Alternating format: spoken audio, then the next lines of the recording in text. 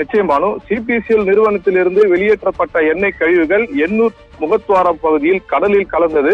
இதனால் மீனவர்கள் பெரும் பாதிப்புக்கு உள்ளாகினர்.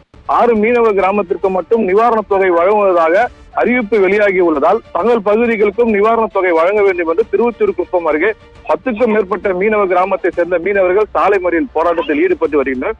மிக்ஜாம் புயல் மற்றும் கனமழை காரணமாக குடல் ஏரியிலிருந்து நீர் திறக்கப்பட்டு அதில் சிபிசிஎல் நிறுவனம் தேக்கி வைத்திருந்த ஆயில் கழிவுகளை அதில் முகத்வாரம் பகுதியில் கலந்ததால் கடலில் நீர் ஏறும்போது ஆயில் கழிவுகளும் அதில் கலந்தது. இதனால் மீனவர்கள் பெரும் பாதிப்புக்கு உள்ளாகி படகுகள், வலைகள் உள்ளிட்டவை ஆயில் கழிவுகளால் சேதமடைந்து இதனால் 10 நாட்களுக்கு 15 நாட்களுக்கு மேலாக வாழ்வாதாரத்தில் இருந்துள்ளதாக அவர்கள் போராட்டத்தை நடத்தி வந்த நிலையில் அவர்களுக்கு தற்போது நிவாரணமானது அறிவிக்கப்பட்டுள்ளது.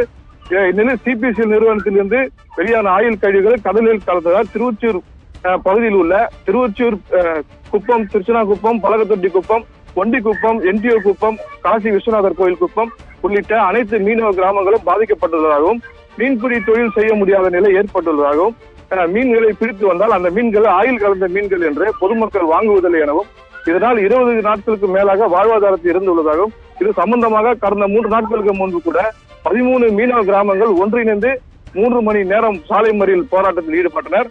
அவர்களிடம் சட்டமன்ற உறுப்பினர், மீன்வளத்துறை அதிகாரிகள் உள்ளிட்டோர் பேச்சுவார்த்தை நடத்தி நிவாரணத் தொகை பெற்றுத் தருவதாக வாக்குறுதி அளித்து சென்ற நிலையில் தற்போது 6 மீனவ கிராமத்துக்கு மட்டும் நிவாரணத் தொகை வழங்கப்படும் என்று அறிவிப்பு வெளியாகியுள்ளதால் திருவொற்றியூர் குப்பம் உள்ளிட்ட திருவொற்றியூர் பகுதியில் உள்ள அனைத்து மீனவ கிராம மக்களும் உடனடியாக நிவாரணத் தொகை வழங்க வேண்டும் என்று எண்ணூர் விரைவு சாலையில் பெண்கள், ஆண்கள் உள்ளிட்ட 500க்கும் மேற்பட்டோர் சாலை மறியல் போராட்டத்தில் ஈடுபட்டு வருகின்றனர். இதனால் அந்த பகுதியில் பெரும் போக்குவரத்து பாதிப்பு ஏற்பட்டுள்ளது. அவரிடம் காவல்துறையினர் பேச்சுவார்த்தையில் ஈடுபட்டு வருகின்றனர். தற்போது அதிக அளவில் அங்கு காவல்துறையினர் குவிக்கப்பட்டுள்ளார். அங்கு பெரும் பரபரப்பு ஏற்பட்டு மேலும் காவல் வாகனங்கள் அதிக அளவில் வந்துள்ளது. அதாவது போராட்டத்தில் ஈடுபடுறவர்கள் கைது செய்ய வாய்ப்பு உள்ளதாக அங்கு கூறப்படுகிறது. இதனால் அங்கு பதட்டமான சூழ்நிலை ஏற்பட்டுள்ளது.